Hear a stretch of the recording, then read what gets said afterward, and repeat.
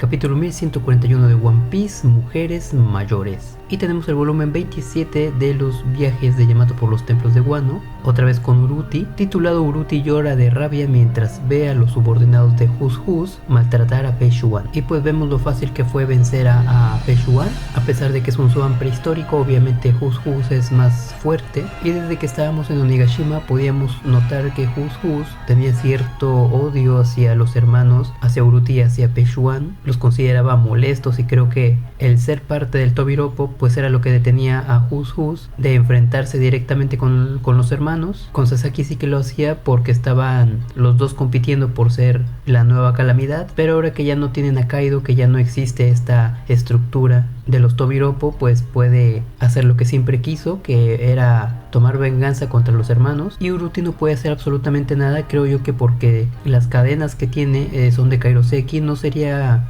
raro porque Wano pues es el lugar en el que se talla el Kairoseki, o por lo menos es de ahí de donde procede el Kairoseki principalmente, así que el que Hus Hus tenga acceso a armas y accesorios de Kairoseki pues no es muy raro. Esto podría justificar el que Uruti no se transforme para ayudar a Pei-Shuan, y el que Pei-Shuan tampoco lo haga porque podemos ver que también tiene cadenas de Kairoseki en sus extremidades. Y probablemente en el próximo volumen veamos a Yamato salvar a los hermanos. Y lo primero que me llama la atención de este 1141 es que Nami ya recorrió todo el castillo. Sabemos que Oda va bastante acelerado con la historia, y el haberlo recorrido todo significa que pasaron bastante tiempo ahí. Recorrer un castillo común y corriente pues tardaría horas para los Mugiwaras, pero al ser el castillo Aurus un castillo gigante, pues ese es el equivalente a recorrer una ciudad entera. Me hubiera gustado mucho ver cómo recorrían pues más partes del castillo, buscaban más cosas. No sé si Zoro y Luffy también estaban acompañando a Nami en su búsqueda por tesoros, pero yo, al ser muy fan de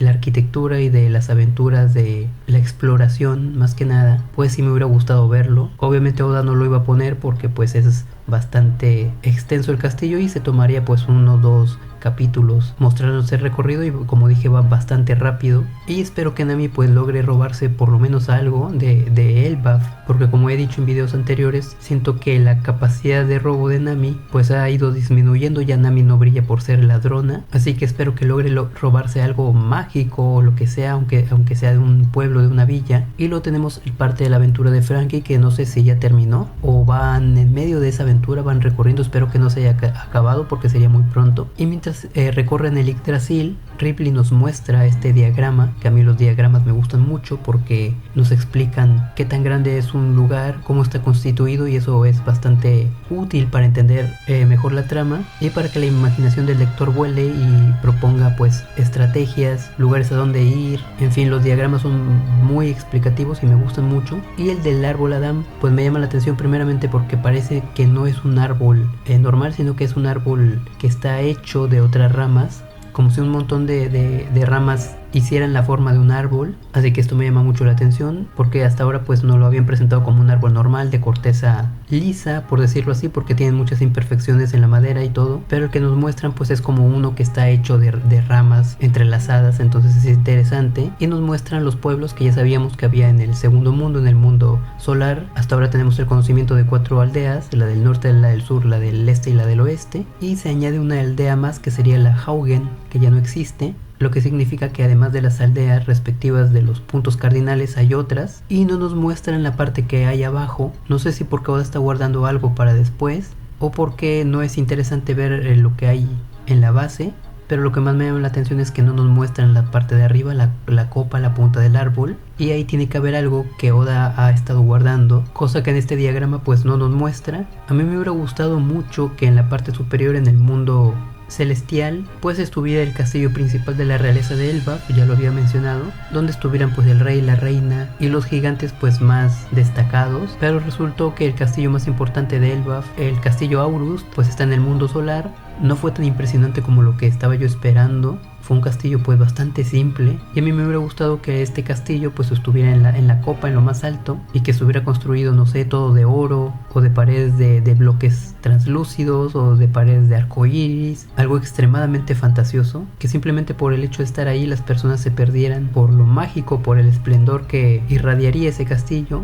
pero bueno, si no es el castillo principal lo que está ahí, pues tiene que ser algo bastante importante. Y nos hablan del incendio de la aldea Haugen y cómo tuvieron que cortar la rama. No entiendo si la aldea estaba sobre esa rama específicamente o esta rama sostenía algunas otras, y entonces la aldea se sostendría en este sistema de ramificaciones, porque si la aldea entera estaba sobre una sola rama, significa que esta rama pues es bastante importante y bastante grande, una de las principales ramas del árbol. La vemos en un plano en la que no podemos saber si es tan grande para sostener una aldea o si es una rama del mismo grosor en la que van caminando Frankie y Ripley. Y Frankie resalta el hecho de que la madera del Adam envejece, y me llamó la atención por el hecho de que pues el Sony está hecho de esta madera, lo que significa que en algún momento va a envejecer tanto que el fuego o posiblemente los ataques externos pues lo van a empezar a dañar. No sabemos el tiempo que pueda transcurrir, supongo que tiene que ser un larguísimo tiempo, al ser el Adam un árbol tan longevo, que de hecho es el árbol más anciano que existe en One Piece. Pero bueno, indirectamente Frankie nos da este dato sobre el Sony, y Ripley nos menciona las debilidades del Yggdrasil, del árbol Adam, que son el fuego y el rayo.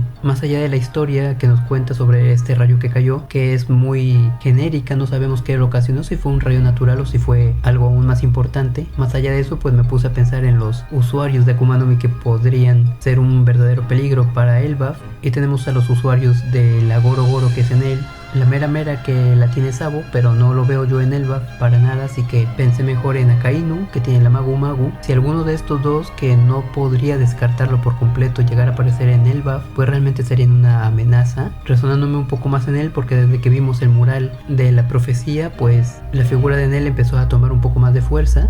Y otra sería el propio Loki, que no sabemos cuál es su fruta. Con mucho pesar yo propuse la fruta del Fenrir, pero si la fruta de Loki logra generar fuego o rayos, pues sería la principal razón por la que Ripley nos está advirtiendo desde ahora las debilidades de Elbaf, del Yggdrasil. Y hablando un poco del mural de la profecía, pues recuerdo estos dos entes, de estos dos seres que son el dragón y la serpiente, que se ve claramente que están expulsando fuego por su boca, y también el arca que está atacando con un rayo Elbaf. Podría ser este acontecimiento lo que describe Ripley, este rayo que hizo que la aldea Haugen fuera totalmente cortada, porque vemos como el rayo pues impacta directamente con el árbol Adam, con el Yggdrasil, aunque vemos que está apuntando un poco a la base y no a las ramas. Y luego tenemos lo que más me llamó la atención de este 1141, más allá de la liberación de Loki, que es el comportamiento de Usopp. Lo vemos totalmente borracho, algo que no recuerdo que haya sucedido. Hemos visto a los Mugiwaras tomar alcohol, evidentemente a través de sus aventuras, pero nunca había visto a Usopp, específicamente a Usopp, borracho, y es bastante interesante el comportamiento que tiene, porque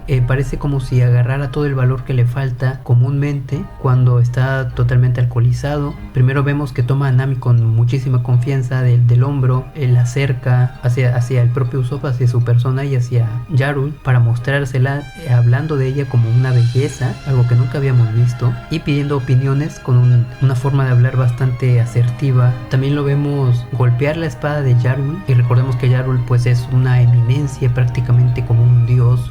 La gente del Elbaf lo adora, es muy importante su figura, y que Usopp simplemente le golpee la espada, que se supone que es el punto más débil, mientras ríe y hace chistes acerca de su edad, pues nos presenta un Usopp que nunca creí que vería, un Usopp que parecería más pertenecer a la banda de Roger por las bromas pesadas, por la seguridad que tiene. Es una lástima que tenga que tomar alcohol para poder llegar a este estado. Oda nos presenta todo esto y es bastante interesante. No sé qué es lo que quiere lograr Oda con esto. La otra forma en la que Usopp agarraba confianza era con la máscara de Sogeking, pero ya no la usa. Yo intuía que esta máscara pues la usaría siempre, pero a partir del reencuentro en Shabondi pues ya no la vimos, lo que me hizo pensar que Usopp ya no la necesitaba porque ahora ya tenía más confianza en sí mismo. Él mismo había dicho en Shabondi que dejaría de pertenecer al grupo de los débiles, cosa que pues no sucedió, volvió a lo mismo, y ahora ya sin la máscara de Sogeking, así que fue bastante lamentable el decrecimiento de personaje de Usopp. Pero aquí en Elbaf lo vemos tomado con una confianza impresionante. Así es como me gustaría ver Usopp,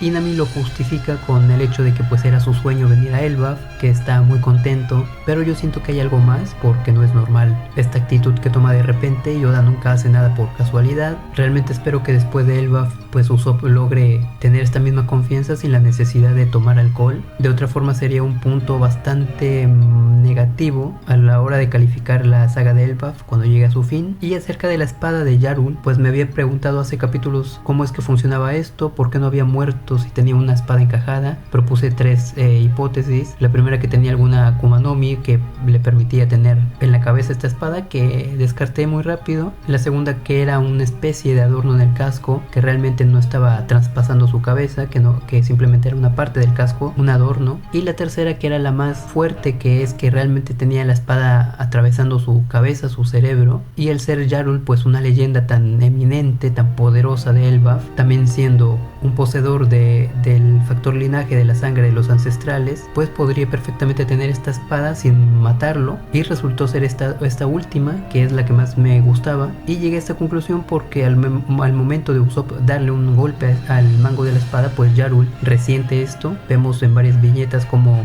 sigue resintiendo el daño. Y aparte de eso, pues la gente de Elbaf le dice a Usopp que si la espada pues sale, él moriría, lo que significa que era como yo lo planteaba. Que por cierto, pues Usopp parece que está a punto de meterse en problemas por este exceso de confianza que tiene. Jamás lo veríamos haciendo esto con la figura, pues una de las figuras más importantes, si no es que la más importante de todo Elbaf. Incluso los gigantes por ahí lo regañan, así que es bastante interesante. Y luego tenemos la parte en la que Gerd descubre todo lo que pasó de la boca de Rodo. Y lo que me llama la atención es la diferencia de estaturas, que es bastante notoria. Inclusive Rodo, al estar encorvado, sigue siendo muchísimo más alto que Gerd, lo que me hace preguntar si dentro de Elbaf los gigantes también tienen esta diferencia de tamaños como la tienen los humanos normales en el mundo de One Piece. En el caso de que Gerd fuese una gigante normal, pues Rodo sería un gigante muy alto, más alto que el promedio. Y en el caso de que Rodo fuese un gigante normal, pues Gerd sería una gigante más baja que el promedio de gigantes. Cuando nos mostraron a los nuevos piratas gigantes guerreros, pues fue en las portadas del manga, de uno por uno, no todos juntos,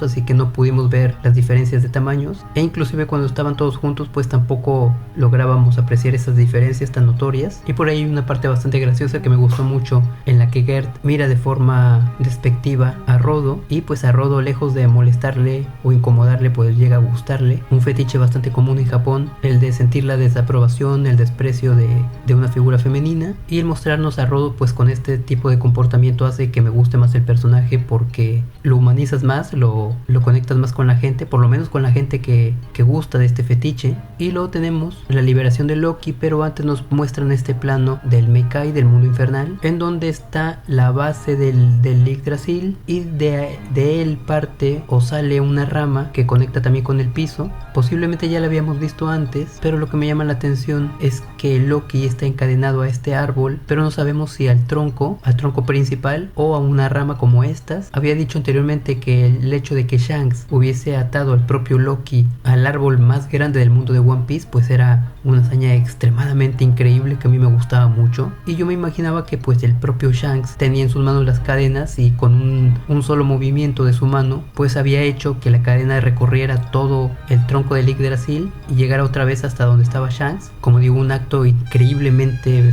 fantástico que demostraría la fuerza de este Yonko. Pero al ver esta rama, que es más pequeña, visiblemente más pequeña que todo el tronco, pues también me pregunté si es que Shanks lo ató a esta, que sería mucho más fácil atarlo a esta que al mismo árbol. Pero ya no me gustaría tanto. A mí la idea que me gustaba, que me enamoraba de esta acción de Shanks, es que lo había atado pues a todo al tronco entero del árbol Yggdrasil. Una hazaña muy del estilo de Oda, pero no hay que descartar esta pequeña rama. Ojalá que no sea así, ojalá que Loki esté atado al árbol en sí, al tronco original. Y luego tenemos una pequeña discusión entre Zoro y Luffy, y ya hemos visto estos Mugiwaras discutiendo en otras ocasiones. No creo que tenga nada que ver con una pelea en serio. Así son Luffy y Zoro, inclusive han llegado a los golpes antes y siguen siendo muy amigos, pero se notan bastante marcadas las diferencias de decisiones. Zoro aquí sigue siendo la voz de la razón. Cuando iban a enfrentar a Kaido, pues también mostró esta diligencia en las decisiones, y de nueva cuenta pues lo tenemos aquí diciéndole a Luffy lo cautelosos que tienen que ser con esto. Zoro también quiere liberarlo por la emoción de la batalla, ambos son iguales en ese sentido, pero Zoro después es un poco más mental que Luffy. Y lo que me llama la atención visualmente es que ahora tenemos un acercamiento pues más amplio al rostro de Zoro, y vemos que utiliza en su bandana pues una especie de patrón de adorno que se llama paisley. Este este tipo de patrones los había visto pues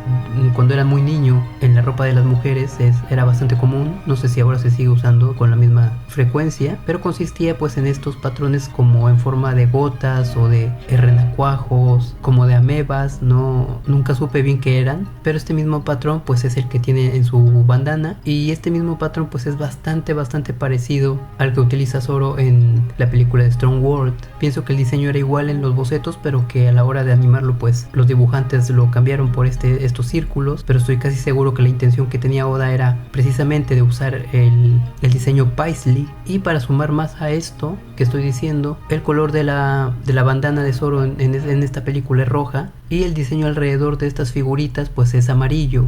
Y viendo el volumen 111 de One Piece, que es el de Elbaf, el primer volumen de Elbaf, pues vemos que la bandana de Zoro también es roja con patrones amarillos, con detalles amarillos. Así que con todo esto yo pienso que es un guiño bastante claro a la película de Strong World que Oda quiso meter en este arco de Elbaf. Y es curioso porque Oda ha estado metiendo sucesivamente animales que formaban parte de esta película. Pienso que esta película de Strong World fue la más importante, o a la que Oda le tiene más cariño de su carrera en cuanto a películas, porque además de ser la primera pues fue una película en la que Oda metió todo su interés, porque pensó que no habría otra película de One Piece, así que en esta depositó todo su cariño, y creo que esta película es en la que ha tenido mayor participación de Ichiro Oda. En todas las demás siempre hay un anuncio de que Oda está involucrado, pero ya no nos dicen a qué porcentaje. Creo que esta es en la que Oda más ha estado metido. Yo diría que más de un 70% estuvo involucrado en esta película, y en las demás menos de un 30%. Así que todo esto pues podría ser un guiño al cariño que le tiene Oda a esta película de Strong World, más allá de reciclar conceptos y diseños. Y solo también nos dice algo bastante interesante, que es un tamaño aproximado de Loki, que es el de Ors. Solo nos dice que tienen casi el mismo tamaño, así que ya podemos ir sabiendo qué tamaño tiene. Si antes vimos a Gert y a Rodo con diferencias en tamaños, pues ahora nos presentan a Loki del tamaño de Ors, que es un super gigante, así que es más grande de lo que yo pensaba que era. Obviamente se debe a su sangre ancestral. Y pues tenemos un momento ahí gracioso de discusión entre Zoro y Luffy acerca de comerse pues a los animales que son sus amigos. Recordemos que son los amigos primeramente de Loki, pero Luffy al amaestrarlos pues también se convierten en sus amigos, y Luffy suelta esta frase que es: no me como a mis amigos. Aunque hay que recordar que Luffy llama a Chopper comida de emergencia, pero creo que eso es más orientado al humor y creo que nunca lo haría. Pero me gusta esta actitud de Luffy de que una vez que están amaestrados y domesticados los animales que enfrenta, pues ya no se los come, lo tiene como una regla. A Zoro le da totalmente igual, de hecho a Zoro le da totalmente igual todo. Y luego tenemos la llegada intempestiva de los nuevos piratas gigantes guerreros. Los acompaña por ahí Sanji, que se fue siguiendo a Gert para impedir que pues liberen a Loki. No sé si Sanji está enterado, seguramente en el futuro se le diga, pero el que venga Sanji me pareció un poquito forzado, pero me gustó porque siento que va a tener una participación directa con Zoro, con Sanji o con Loki, y que es necesaria su participación. Así que Oda lo hizo venir con estos gigantes. Al parecer no llamaron a nadie más porque piensan que entre ellos pueden detener a Luffy. Fue su idea que vinieran a Elbaf, así que también es su responsabilidad. Y también me llama la atención que la barca en la que vienen empieza a perder las Shimagumo, las nubes islas que tienen en los remos que le ayudan a volar, lo que nos revela más de la mecánica de estas barcas voladoras, o de la Shimagumo en concreto. Y ahora sabemos que a cierta altura estas funcionan, pero si descienden dejan de funcionar. Es bastante interesante. Esto explicaría por qué las nubes del cielo siempre están en el cielo.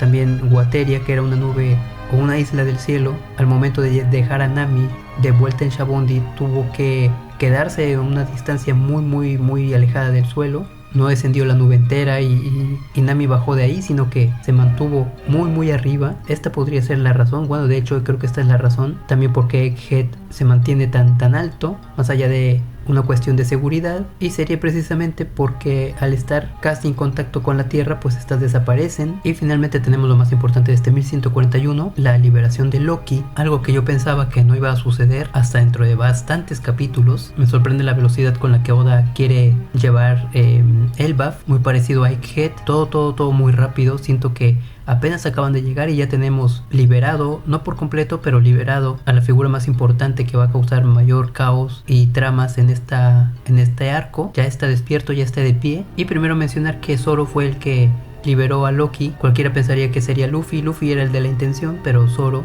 oficialmente es quien libera a Loki, así que todo lo que vaya a hacer Loki, pues la responsabilidad es de Zoro. Me pregunto si habrá una intención de parte de Oda con este tema de Zoro liberando a Loki, más allá de que Luffy no podía porque estaban hechas de Kairoseki las esposas. Y los nuevos gigantes piratas guerreros mencionan que no hay que creer nada de Loki, que las cosas dulces y agradables que dice son engaños, que van muy bien con la figura tradicional de Loki en la cultura popular, pero curiosamente yo no lo vi engañando con palabras dulces a nadie. De hecho es un tipo que me parece bastante honesto con lo que dice. Yo esperaba un Loki más travieso, más mentiroso.